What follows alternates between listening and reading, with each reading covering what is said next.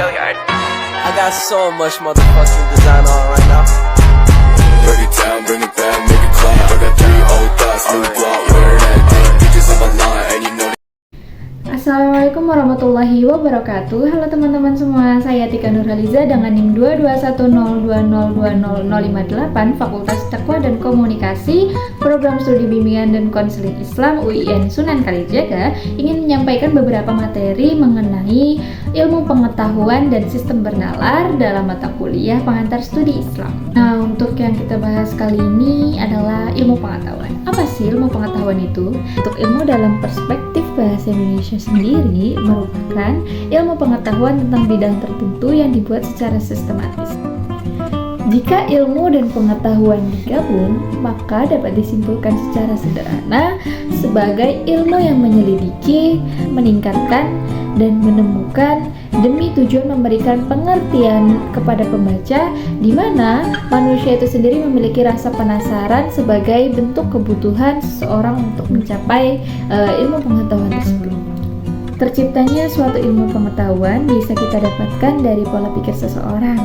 Nah, dalam bernalar sendiri memiliki 2 sistem.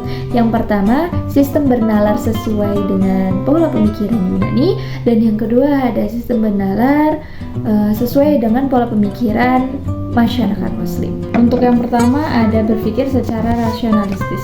Jadi pola berpikir secara rasionalistis itu diperoleh hanya melalui hasil pembuktian atau logika yang terdapat dalam pemikiran seseorang. Nah, berpikir secara rasionalistis bisa kita lihat dari adanya hasil pembuktian atau pemikiran logika, seperti es yang mencair dikarenakan adanya suhu yang naik.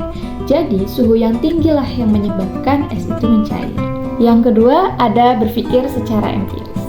Nah, berpikir secara empiris adalah suatu aliran filsafat yang menyatukan bahwa suatu pengetahuan itu berasal dari adanya pengalaman indera manusia. Jadi, secara etimologi, istilah empirisme berasal dari bahasa Yunani, yaitu emperia, yang berarti pengalaman. Nah, untuk mencari bagaimana kita tahu berpikir secara empiris tersebut, ketika kita sudah melihat karena adanya pengalaman, maka ketika melihat kejadian yang sama, kita akan berpikir secara empirisme, yaitu berpikir karena adanya pengalaman. Jadi kita melihat adanya kura-kura berjalan lambat dikarenakan kita pernah melihat reptil ini berjalan sebelumnya. Dan kemudian yang ketiga ada berpikir secara repetitif. Jadi berpikir secara repetitif merupakan adanya pengulangan dalam memikirkan sesuatu. Mungkin sering kita sebut dengan adanya overthinking yang berlebihan karena selalu memikirkan hal-hal yang itu-itu saja.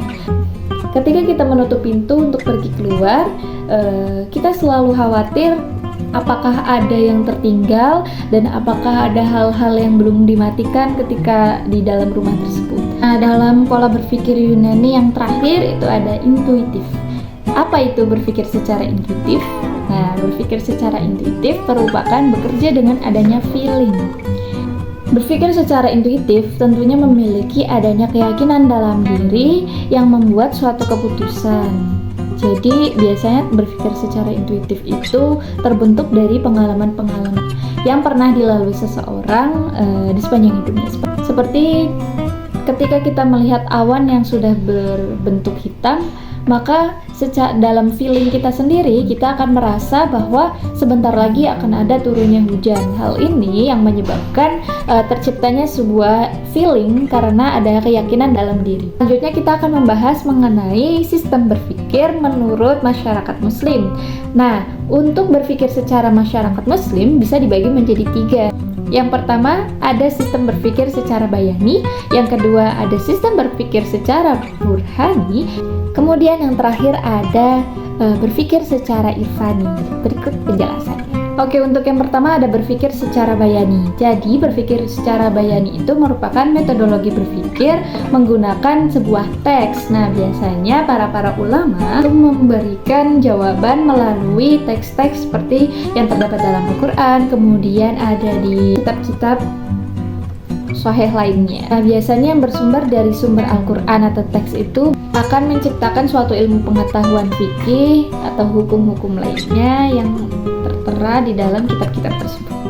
Kemudian yang kedua ada berpikir secara burhani. Nah, berpikir secara burhani tersebut merupakan metodologi berpikir bukan dari sebuah teks ataupun pengalaman, melainkan berasal dari metodologi berpikir secara logika. Untuk pemikiran yang terakhir itu ada berpikir secara irfani. Nah, berpikir secara irfani merupakan yaitu didasarkan atas pendekatan dan pengalaman langsung atas realitas spiritual keagamaan.